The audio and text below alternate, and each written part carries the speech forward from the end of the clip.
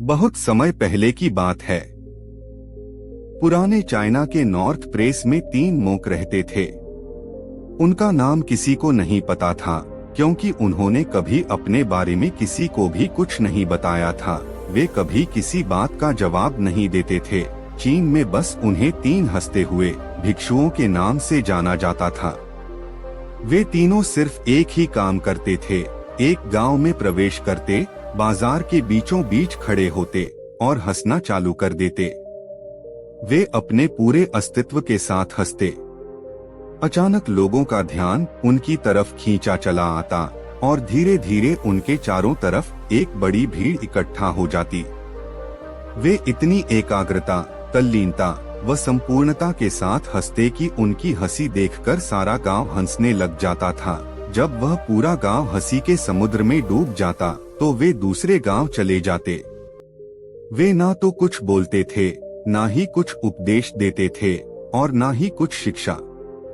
वे जहां भी जाते थे अपनी हंसी से ऐसा माहौल बना देते थे कि लोग अपने सारे दुख दर्द भूलकर बस हंसने लग जाते थे। धीरे धीरे चाइना के लोग उन्हें बहुत प्यार करने लगे और वह पूरे चाइना में फेमस होते गए। 3 लाफिंग मॉन्क के नाम से चाइना के लोग उन्हें बहुत प्यार करते थे, उनका सम्मान करते थे। उनसे पहले और उनके बाद भी कभी किसी ने इस तरह से प्रचार नहीं किया कि जीवन केवल एक हंसी होना चाहिए और कुछ नहीं। वे विशेष रूप पर किसी पर नहीं हंसते थे, वे तो बस हंसते थे, जैसे कि उन्होंने ईश्वर के मजाक को समझ लिया हो। और उन्होंने एक शब्द का उपयोग किए बिना पूरे चाइना में इतना आनंद फैलाया जितना आज से पहले किसी ने नहीं फैलाया था।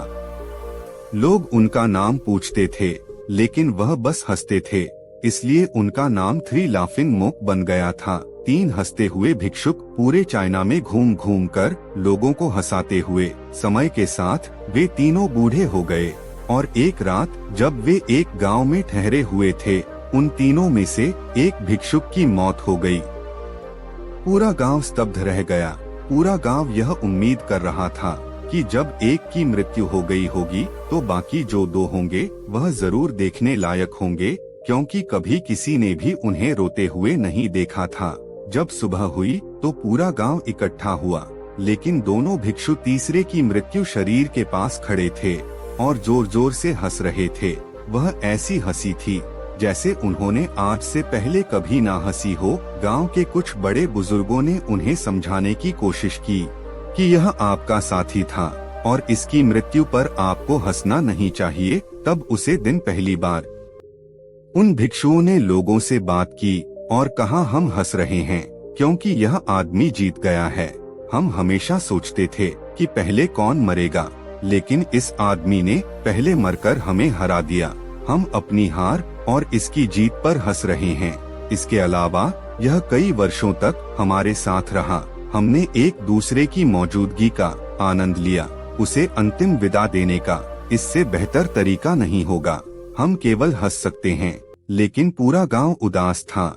जब भिक्षुक के शरीर को अंतिम संस्कार के लिए चिता पर लिटाया गया तो सारे गांव वालों को एहसास हुआ कि 2 भिक्षुक केवल मजाक नहीं कर रहे थे, वह जो मृत्यु था वह भी हंस रहा था। चीन में एक प्रथा थी कि जब एक इंसान की मृत्यु हो जाती थी तो उसके पुराने कपड़े उतारकर उसे नहला धुलाकर उसे नए कपड़े पहना दिए जाते थे।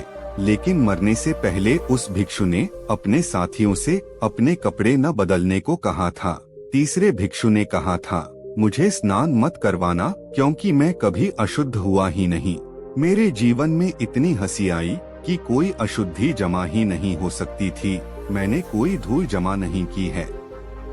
हंसी हमेशा ताजा होती है, इसलिए मुझे नहलाकर मेरे कपड़े मत बदलना। जब उस तीसरे भिक्षु के शरीर पर आग लगाई गई तो गांव वालों को पता चला कि उस भिक्षु ने मरने से पहले अपने कपड़ों में कुछ पुरानी चीनी पटाखों को छुपा रखा था, जो आग लगने के बाद फटकर आसमान में रंग बिरंगे कपड़ों में फैल गए। और यह देखकर एक बार पूरा गांव जोर जोर से हंसने लगा। तो इस तरह से वह तीसरा भिक्षु मरने के बाद भी सारे गांव वालों को हंसा दिया। और यह देखकर दोनों भिक्षुक ने कहा, चालाक आदमी, तुम मर चुके हो। लेकिन तुमने हमें एक बार फिर से हरा दिया। उस भिक्षुक के द्वारा गांव वालों के चेहरे पर पैदा की गई वह हंसी आखिरी हंसी थी। धन्यवाद।